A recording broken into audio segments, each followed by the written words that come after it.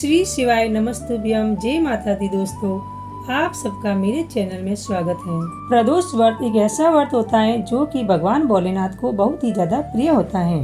आज मैं आप लोगों को प्रदोष व्रत के दिन किए जाने वाले पंडित प्रदीप मिश्रा जी द्वारा बताए गए शिव महापुराण के कुछ ऐसे उपाय बताने वाली हूँ जिन उपाय को करके आप अपने जीवन में बहुत सारी दुख और समस्याओं से छुटकारा पा सकते हैं और अपनी मनोकामना को पूर्ण कर सकते हैं। ये सारे उपाय आप हर महीने पड़ने वाली 2 प्रदोष में से किसी भी प्रदोष को कर सकते हैं, क्योंकि हर महीने एक कृष्ण पक्ष की और एक शुक्ल पक्ष की प्रदोष पड़ती हैं। पहला उपाय इस प्रकार है। इस उपाय में आपको प्रदोष व्रत के दिन प्रदोष काल में शाम के समय में एक लोटे में थोड़ा सा जल लेना है।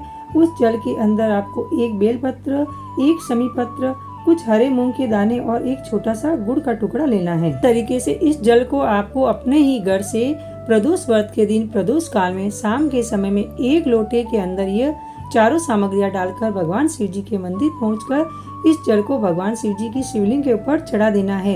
इस जल को भगवान शिव जी की शिवलिंग के ऊपर चढ़ाने के बाद अपने मन की कामना भगवान शिव जी से बोल देना है। यहाँ पर ये उपाय पूरा हो जाता है। प्रदोष व्रत का दूसरा उपाय इस प्रकार है। यह उपाय आप अपनी किसी भी प्रकार की सरकारी या प्राइवेट नौकरी के लिए कर सकते हैं। अगर आप भी परीक्षा में पास नहीं हो रहे हैं, इंटरव्यू देकर थक चुके हैं और आपकी नौकरी नहीं लग रही है, तो आप प्रदोष व्रत के दिन प्रदोष काल में ये वाला उपाय करके देखें, आपकी नौकरी जरूर लग जाएगी। इस उपाय में आपको प्रदोष व्रत के दिन शाम के समय प्रदोष काल में एक लोटा जल और एक छोटे से पात्र में शुद्ध देसी गाय का दूध लेकर जाना है।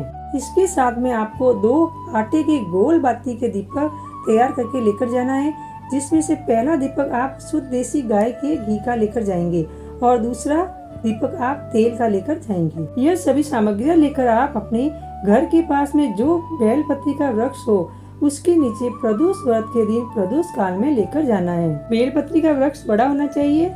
अब आप उसी बेलपत्र के वृक्ष के नीचे जाकर बैठ जाइए। अब आप उस बेलपत्र के वृक्ष की जड़ में सबसे पहले अपना आधा लोटा जल समर्पित कीजिए।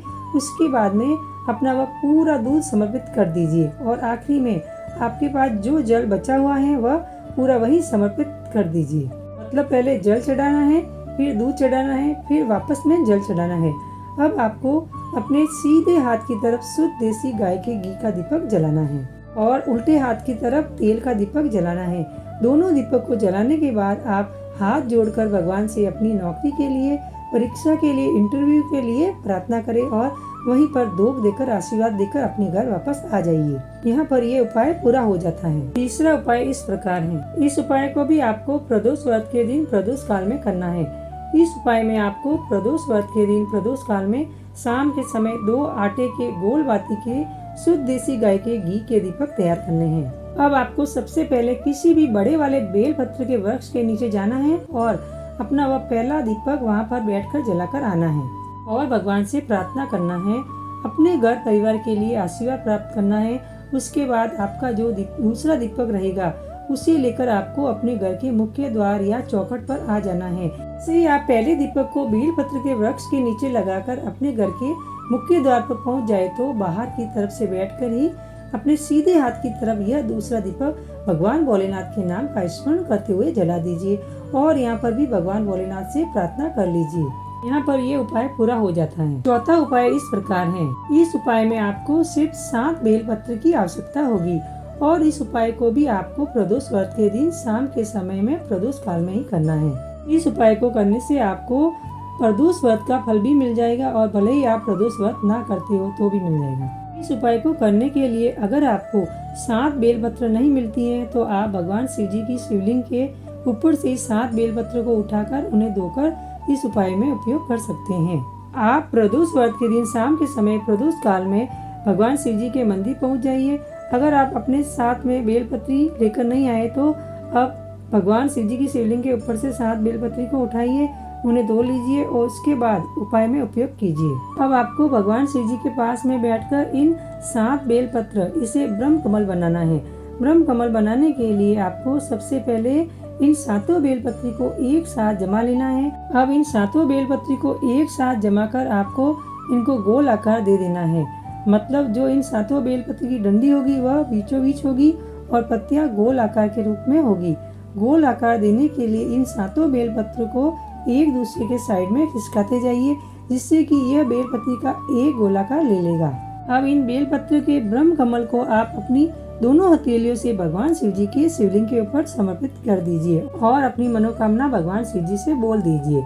यहाँ पर यह उपाय पूरा हो जाता है। पांचवा उपाय इस प्रकार है। इस उपाय को करने के लिए आपको भगवान शिव जी के मंदिर प्रदोष व्रत के दिन सुबह या शाम के समय जाना है। इस उपाय को करने के लिए आपको शिव जी की शिवलिंग के पास बैठना है और आपने देखा होगा कि जब हम भगवान शिव जी पर जल चढ़ाते हैं तो वह जल बहता हुआ जलाधारी से नीचे गिरता है।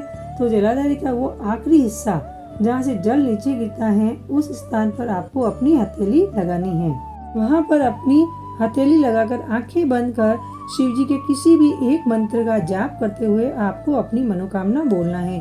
1 से 2 मिनट तक आपको वहाँ पर हथेली लगाकर श्री शिवाय नमस्तुभ्यम या भगवान शिव जी के किसी भी एक मंत्र का जाप करना है। अब अपनी मनोकामना भगवान शिव जी से बोल देना है। यहाँ पर यह उपाय पूरा हो जाता है। दोस्तों, यहाँ पर मैंने आपको पंडित प्रदीप मिश्रा जी द्वारा बताए गए शिव महापुराण कथा के प्रदोष व्रत के यह 5 उपाय बताए हैं। आप इन उपाय को अच्छे से समझकर करके देखिए, आपको बहुत जल्द इन उपाय को करने से फल मिलेगा। आशा करती हूँ कि आपको मेरी वीडियो पसंद आई हो तो लाइक शेयर जरूर कीजिए और अगर आप मेरे चैनल पर पहली बार आए हैं तो सब्सक्राइब करना ना भूलें और बेल बटन को प्रेस करें।